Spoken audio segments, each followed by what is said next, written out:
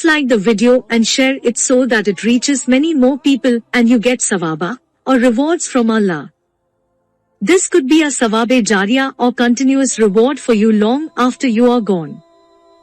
Volume 8, Book 73, number 102.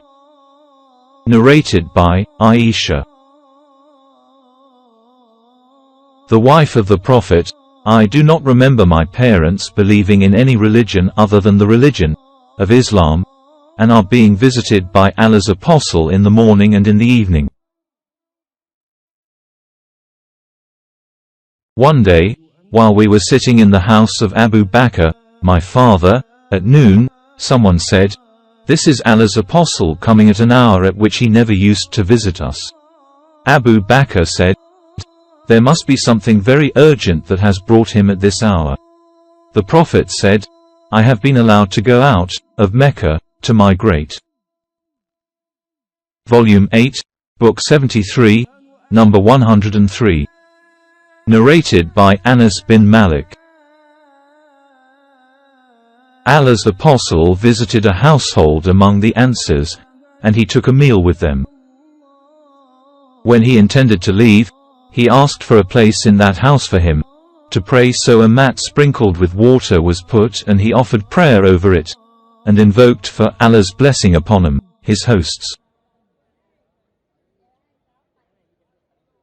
Volume 8, Book 73, number 104. Narrated by Abdullah.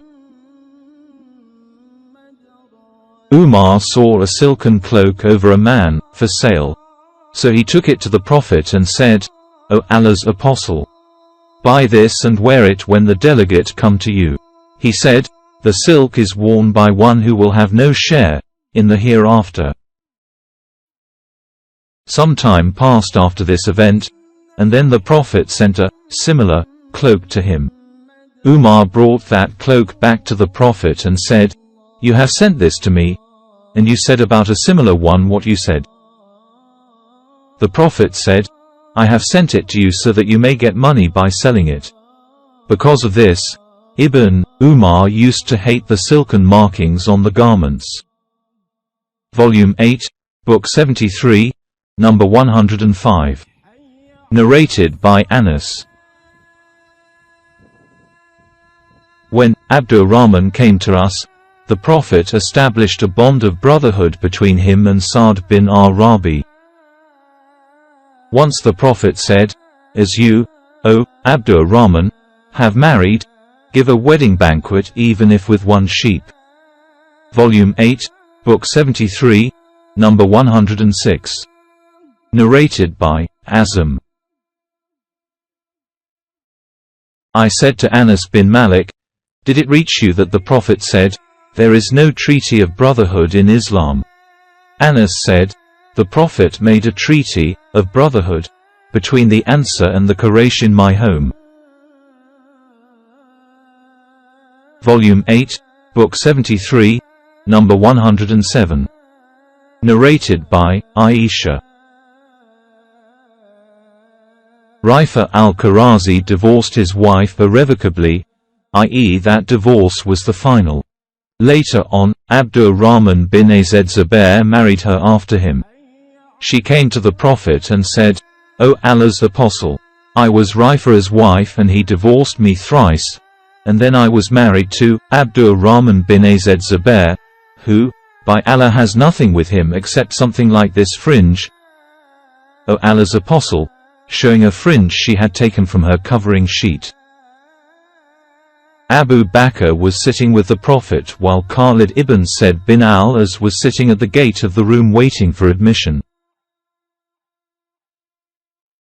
Khalid started calling Abu Bakr, "O Abu Bakr, why don't you reprove this lady from what she is openly saying before Allah's Apostle?" Allah's Apostle did nothing except smiling, and then said to the lady,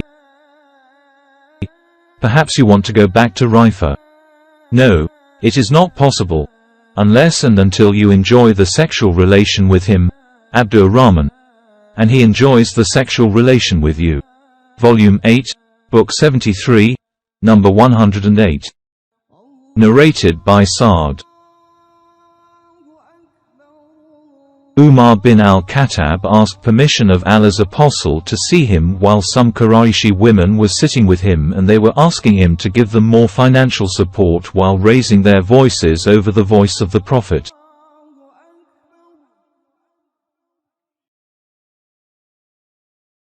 When Umar asked permission to enter, all of them hurried to screen themselves. The Prophet admitted Umar and he entered, while the Prophet was smiling. Umar said, "May Allah always keep you smiling, O Allah's apostle. Let my father and mother be sacrificed for you."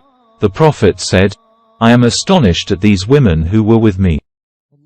As soon as they heard your voice, they hastened to screen themselves." Umar said, "You have more right, that they should be afraid of you, O Allah's apostle." And then he, Umar, turned towards them and said, "O enemies of your souls! You are afraid of me and not of Allah's apostle."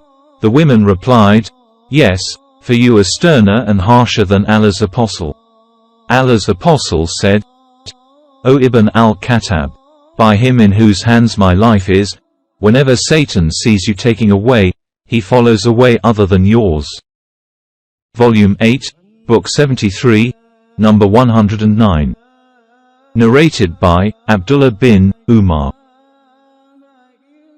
When Allah's apostle was in Taif, trying to conquer it, he said to his companions, "Tomorrow we will return to Medina, if Allah wills." Some of the companions of Allah's apostle said, "We will not leave till we conquer it." The Prophet said, "Therefore, be ready to fight tomorrow." On the following day, they, Muslims, fought fiercely with the people of Taif, and suffered many wounds. Then Allah's apostle said, "Tomorrow we will return to Medina, if Allah wills." His companions kept quiet this time. Allah's apostle then smiled. Volume 8, Book 73, number 110. Narrated by Abu Hurairah. A man came to the Prophet and said, "I have been ruined, for I have had sexual relation with my wife in Ramadan, while I was fasting." The Prophet said to him, "Manumit a slave." The man said, "I cannot afford that." The Prophet said, "Then, fast for 2 successive months continuously." The man said, "I cannot do that." The Prophet said, "Then, feed 60 poor persons." The man said, "I have nothing to feed them with." Then a big basket full of dates was brought to the Prophet. The Prophet said, "Where is the questioner? Go and give this in charity." The man said, "Shall I give this in charity to a poorer person than L? By Allah, there is no family in between these 2 mountains of Medina who are poorer than we." The Prophet then smiled till his premolar teeth became visible, and said, "Then, feed your family with it." Volume 8, Book 73, number 111. Narrated by Anas bin Malik. While I was going along with Allah's apostle, who was wearing a Nasrani bird sheet with a thick border, a Bedouin overtook the Prophet and pulled his reader sheet forcibly. I looked at the side of the shoulder of the Prophet and noticed that the edge of the reader had left a mark on it because of the violence of his pull. The Bedouin said, "O Muhammad, order for me some of Allah's property which you have." The Prophet turned towards him, smiled, and ordered that he be given something. Volume 8, Book 73, number 112. Narrated by Jarrah. The Prophet did not screen himself from me, had never prevented me from entering upon him, since I embraced Islam, and whenever he saw me, he would receive me with a smile. Once I told him that I could not sit firm on horses. He stroked me on the chest with his hand, and said, "O Allah, Make him firm and make him a guiding and a rightly guided man. Volume 8, Book 73, number 113. Narrated by Zainab bint Salama. Sulam said, O Allah's Apostle, verily Allah is not shy of telling you the truth. Is it essential for a woman to take a bath after she had a wet dream, nocturnal sexual discharge? He said, yes, if she notices discharge. On that Salama laughed and said, does a woman get a nocturnal sexual discharge?